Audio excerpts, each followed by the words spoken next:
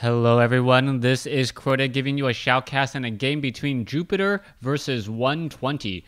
Jupiter spawning as the orc player here as, well, the blue orc. Is it going to be blue? No, it's going to be yellow orc on the bottom left-hand side of the map. Meanwhile, 120 spawning as the purple undead.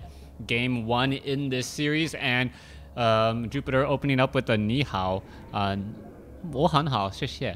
Anyways, let's go ahead and see what's going to be going down in this Orc versus Undead matchup. Now, Undead has really made a really strong just turnaround as of late in terms of the meta. I don't remember the last time I've actually cast a human game now, and all of the games really that I want to focus on with big player names or just highly rated and recommended have been undead. So a little bit of a shout out to all you undead players.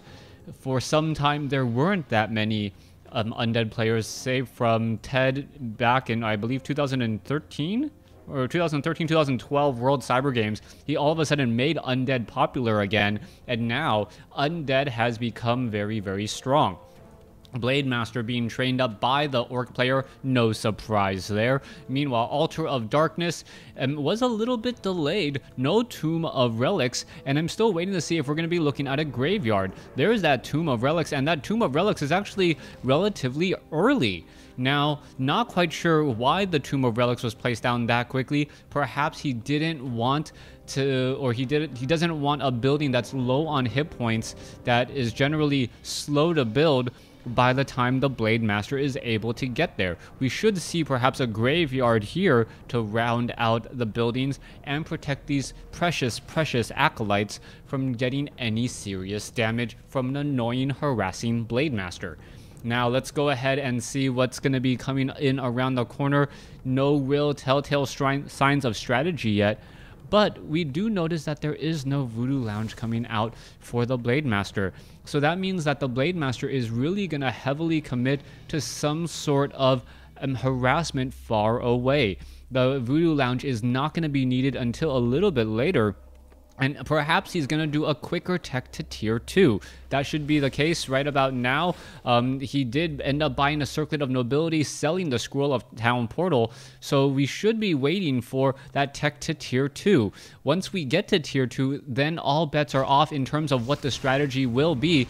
But this is Secret Valley, and the use of high armor, high hit point units is always very, very nice. 50-50 chance for the Death Knight to try and... No, what is this? A Goblin Tinker.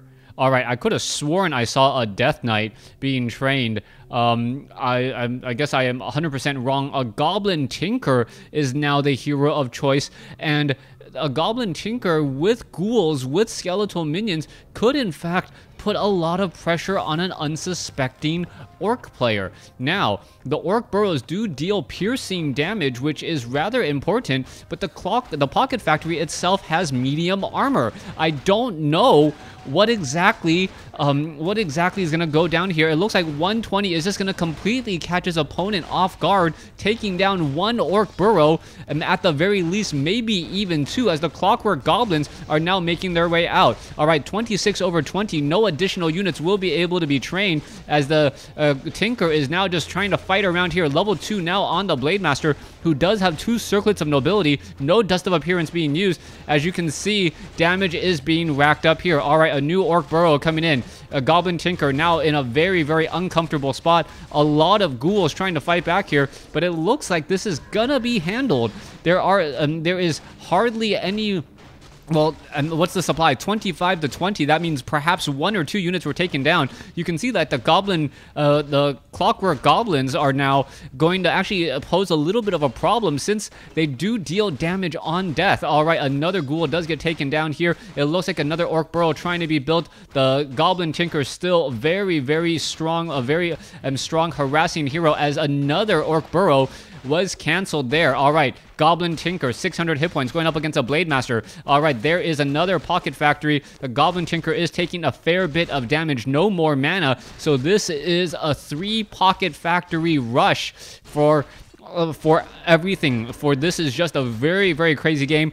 all your eggs in one basket, trying to shut down your opponent. And without the Shadow Hunter and without any real way to train up any additional heroes, I'm not quite sure what to make of this. All right, the Orc Burrows are now trying to just constantly spear away a bit more. You can see that the Voodoo Lounge, which was not built earlier, is now a serious problem. The Blade Master was expecting to finish that Voodoo Lounge a bit later, and now he is finding himself in a very, very cumbersome situation. The Blade Master has no hit points, and there's no real way to heal except for a Fountain of Health, which is all the way in the corner of the map. All right, found Orc Burrow taking a whole bunch of damage, a whole bunch of surround here, and it looks like it will get taken down. There it goes. The Goblin Tinker may actually get to level 2 here, and level 2 on the Goblin Tinker purely from this crazy rush.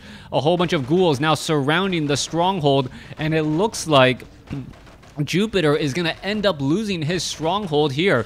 Blade Master gets a Windwalk strike down.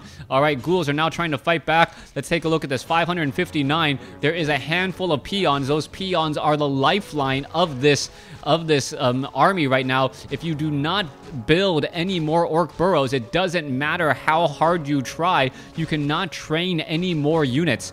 All right, 600 or 18 over 10 supply. Another Clockwork Goblin, a Pocket Factory now on the case. A Grunt now trying to, or getting taken down as the Blade Master goes after a low hit point Ghoul, only to get perhaps taken down by, no, not going to get taken down here, but the Pocket Factory is doing its job, and I believe the GG will be coming in. There is the game, and wow, Undead Goblin Tinker first, and I see why this game was recommended, even though it was only a 6-minute 33-second game.